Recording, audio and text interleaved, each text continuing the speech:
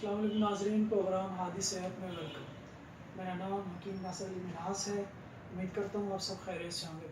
नाज़रीन, आज आपको जिस मर्दाना बीमारी के बारे में बताऊँगा वो है वेरिकोसील। वेरिकोसील क्या है, इसके कितने ग्रेड्स होते हैं, इसके असबाब और अलामात क्या हैं और तिब में इसका इलाज क्या है। वेरिकोसील एक ऐसा मर्ज़ है जिसकी वजह से बहुत से मर्द बांझपन का शिकार हो जाते हैं और औलाद पैदा करने के काबिल नहीं रहते। नाज़रीन, जैसे कि आप जानते हैं कि मर्दों के टेस्टिकल्स मौजूद होते हैं, एक दाएं जानिब होता है, एक बाएं जानिब होता है।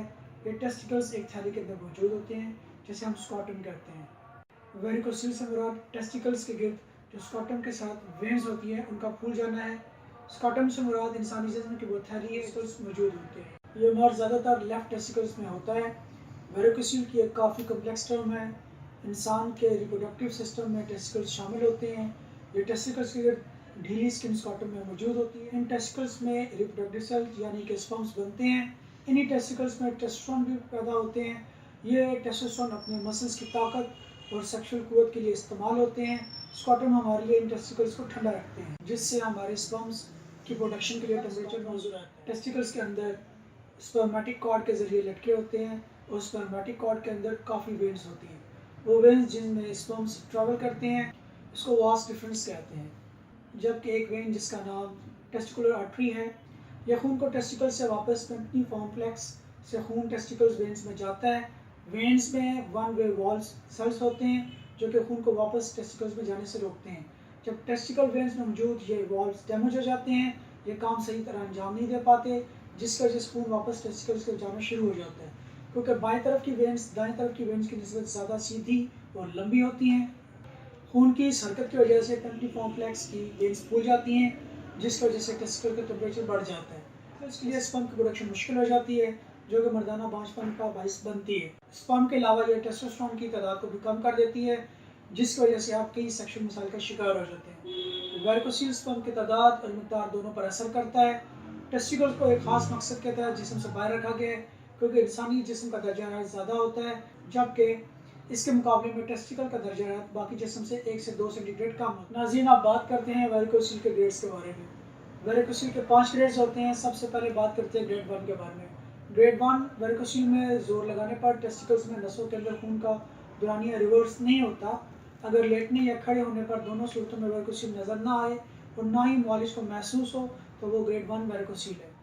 ग्रेड 2 अगर लेटने पर वेरिकोसील महसूस नहीं होता और खड़े होने पर वेरिकोसील महसूस होता हो तो वो ग्रेड 2 है। ग्रेड 3 अगर लेटने और खड़े होने दोनों सूरतों में वेरिकोसील महसूस हो तो वो ग्रेड 3। अगर वेरिकोसील की वेन्स में सोजन है, अगर लेटने या खड़े होने पर दोनों सूरतों में वेरिकोसील की जो वेन्स हैं अगर इनका डायमीटर 2 mm से ऊपर है वो वेरिकोसील ग्रेड 3 या 4 है।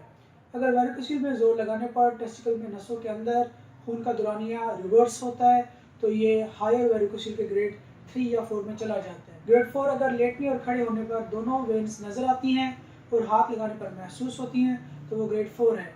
ग्रेड 5 अगर टेस्टिकल का साइज छोटा हो गया तो इसको ग्रेड 5 कहा जाता है। ऐसी किसी भी सूरत में फ़ौरन अपने स्पर्म का टेस्ट करवाएं या फिर टेस्टोस्टेरोन लेवल चेक करवाएं।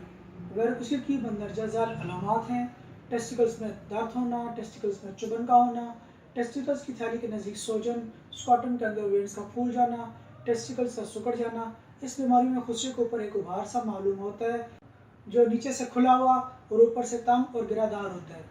मरीज़ चिड़चिड़ापन का शिकार हो जाता है, मरीज़ डिप्रेशन में चला जाता है। वेरिकोसील के असबाब के बारे में बात करते हैं। 15 से 30 साल के दरमियान मर्दों को वेरिकोसील होने के इम्कान ज़्यादा होते हैं। जो मर्द ज़्यादा वज़न उठाते हैं उनको ये मर्ज ज़्यादा होता है। ज़्यादा वज़न उठाने से बाईजानिब की टेस्टिकल की वेन्स पर ज़्यादा इफेक्ट होता है। गुर्दे की खराबी, मैदे की खराबी, कब्ज़, बवासीर, खून का गाढ़ापन या खून में कोलेस्ट्रॉल का बढ़ जाना, तम्बाकू नोशी, सिगरेट नोशी, शराब नोशी। ऐसे लोग जिनको मोटापे की बीमारी होती है उनको ये मर्ज हो सकता है। वो लोग जो जिगर के किसी मर्ज में मुब्तला हो उनको भी ये बीमारी वेरिकोसील की वजह से लो स्पर्म काउंट भी डेवलप हो जाता है। इस वजह से ओलिगोस्पर्मिया डेवलप हो सकता है और बाज़ औक़ात ऐसा भी होता है कि जीरो स्पर्म काउंट यानी कि एज़ोस्पर्मिया भी डेवलप हो जाए। नाज़रीन, मैं आपको ये कहना चाहूँगा कि वेरिकोसील का तरीका इलाज नहायत मौसर और पुरअसर है जो कि वेरिकोसील को मुकम्मल ख़त्मा कर देता है। कुदरती तरीका इलाज ये ऐसा इलाज है जिसके तीन हैं। हादिद वाहना पर मेडिकल रिपोर्ट्स की मदद से मरीज़ में मर्ज़ की तशख़ीस की जाती है और मरीज़ में वेरिकोसील की नोयत को मालूम किया जाता है। हादिद वाहना पर बगैर ऑपरेशन वेरिकोसील का 100% इलाज मुमकिन है। حادی دواخانہ پر ویریکوسیل کے اصل اسباب کو نظر رکھ کر اس کا علاج کیا جاتا ہے۔ ویریکوسیل کے علاج کے بعد اولیگوسپرمیا اور نیکروسپرمیا کی بیماری سے نجات حاصل ہو جاتی ہے۔ تو پھر آج حادی دواخانہ پر تشریف لائیں اور مکمل یقین کے ساتھ اپنا علاج کروائیں۔ اللہ حافظ۔